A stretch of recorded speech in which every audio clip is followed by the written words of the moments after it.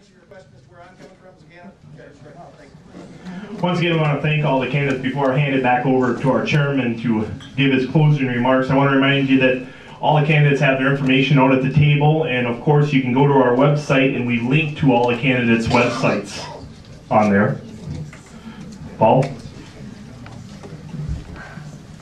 Well, what an interesting event. I know why I set down the second half now. I'd be exhausted by now and I say good night. But now that I'm rested, I would just like to say just a few things, and I wish you safe travel home. But I would like to say to you, why must President Obama go? This is one of the easiest questions to answer. There are many reasons why Obama must go. But let's ask the easier question. Why should Obama stay? What has he done in his first term to deserve your vote? What promises did he keep? What did he contribute to our country in his first term? Are you better off today than you were 3 years ago? I would like you to give my answer. President Obama did not deliver anything for this country. Rather, he failed miserably on almost every level. The campaign, the Obama re-election machine, has close to $1 billion in campaign money. This money will be used to distort and go completely negative, as President Obama cannot run on his record. Now Obama has engaged in class warfare over taxes in such a way most Americans are convinced he missed economics 101. There's only one thing that can stop him, and that is you. Please stay involved, write letters to the editors, send emails, and please remember to vote.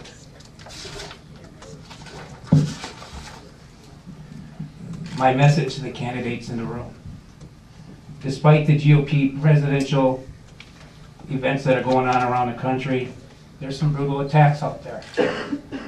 Negative attacks.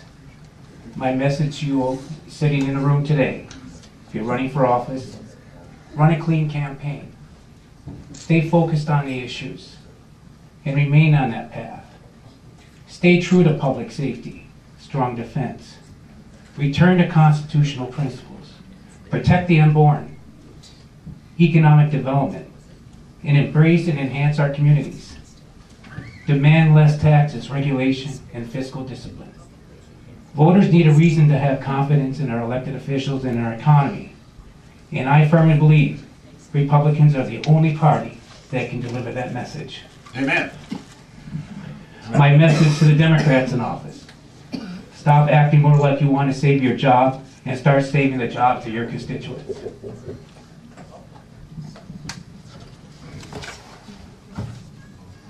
Now I'm going to move on to my thanks. I'd like to thank Dennis and all the staff at Big White. What a wonderful meal. Can we give them a round of applause?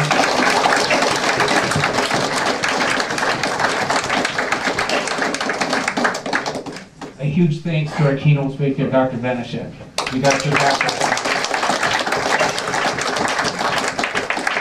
All our candidates that drove here, thank you so much. We enjoyed it. Our elected officials, most notably Senator Casperson, who's worked hard for our community. Not only has Senator Casperson worked hard in trying to help us find a reuse for Camp Manistee, but he's one of the major players, and don't let anybody tell you anything different. Him and Governor Snyder and Senator Casperson are very much responsible why Manistee Papers is open today.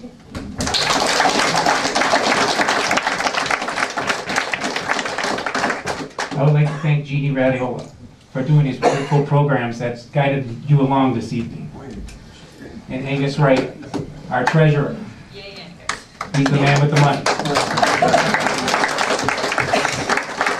Not only has he managed our money very well, he told me, Paul, we're broke. You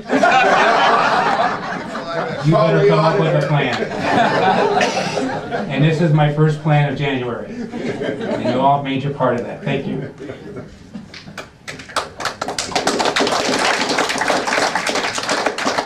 Devin Lawrence, our co-chair. We have a new website. He's worked hard, and we have a new face to it. We can streamline events now. We can do so many things. It's so interactive. We make one entry on that site, we go to Facebook and our Twitter accounts. That's one thing about this party. We are active in the technology area, and we, believe me, you know how much money I spent in advertising for this event? $49. Hey, good job. That was one ad in our local paper. Everything else was on Facebook. I just kept hammering. Radio too. And some radio back there, some folks picked that up. Thank you, Mr. Bishop, we appreciate that. Of course, Devin Lawrence, who is the station manager at WPIQ Radio, Conservative Talk Radio here in the UP, he helped plug us too.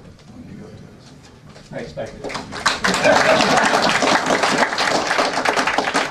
I'd like to thank Kevin Pfister for running our 50-50, Darlene Fermanac and Vancille Leduc for running our auction. I'd like to thank Jeff Lamb and his wife, and Mary Sears, and of course Sharon, who had left earlier. That's why I put them up here, because I want you guys to see who represents, who we are working with to help you.